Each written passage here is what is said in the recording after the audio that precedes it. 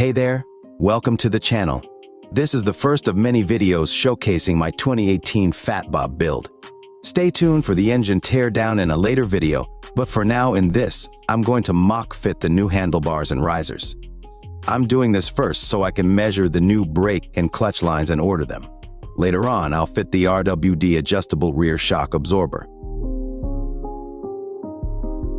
I am going with a 6-inch straight riser and 1-inch low bend moto bar, all from Thrashin supply company.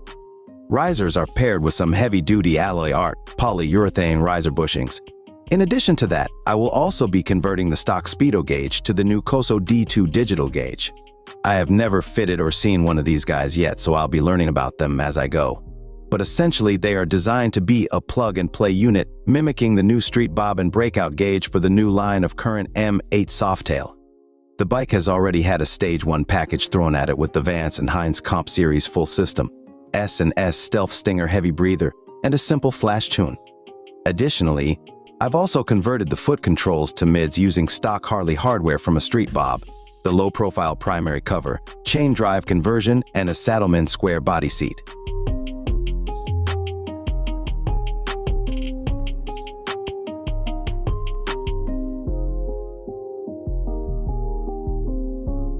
Tech tip for extending late model Harley's handlebar wiring. They all use CAN bus data wires between all the computer modules. This means it's not a good idea to cut, solder, and extend wires, as some rely on data rather than current for signals. Therefore, better practice is to use wiring plug-and-play extension kits to keep everything intact.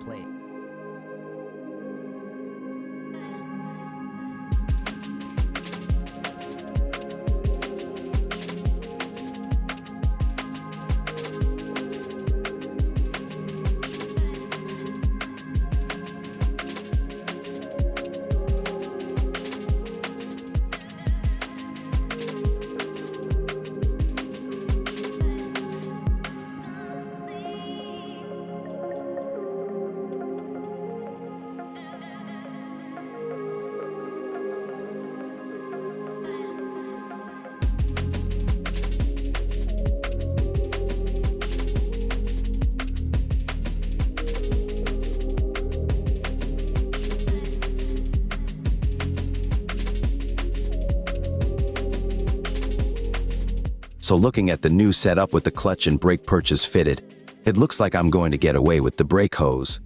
There is enough from the factory to go up a couple of inches. The clutch cable looks a little tight from here. To double check, we'll unstrap the bike and wheel it off the hoist so we can turn the front end from lock to lock. After that, I'm going to move on to the rear shock.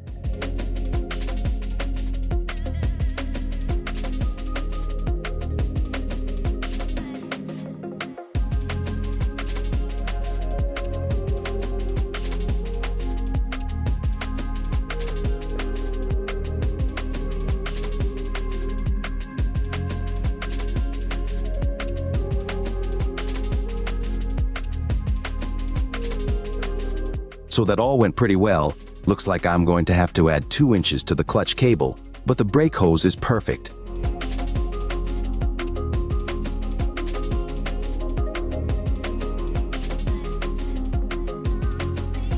If you're working on a late model Harley with a factory security system fitted, it's a good idea to remove the main fuse under the left side cover. First, turn the bike power on, but don't start the engine.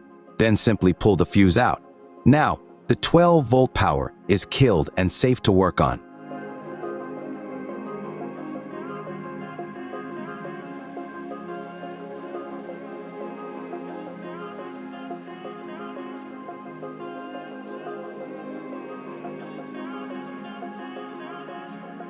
Removing the monoshock from M8 Softails are relatively easy. You just need to support the weight of the bike with a jack stand. Remove some brackets. Loosen the pinch bolt. Remove the upper and lower fasteners, and she should come right out. Fatbobs and other models have a preload canister that has to be removed too, but overall they are fairly straightforward to service.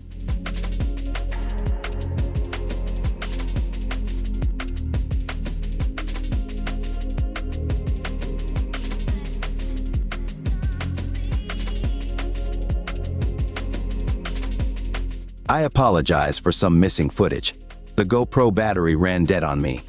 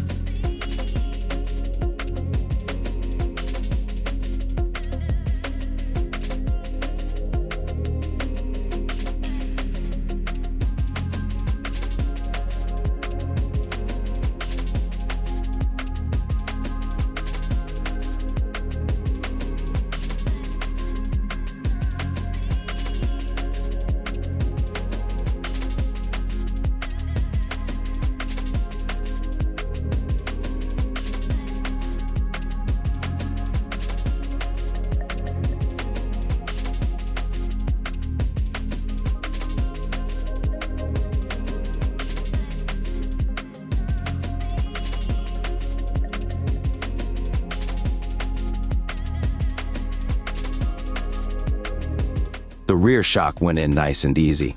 Looks like it added about an inch of clearance overall. I'll be posting reviews of all the individual products once the build is complete and the bike's back on the road. Next video, I will be tearing down the engine.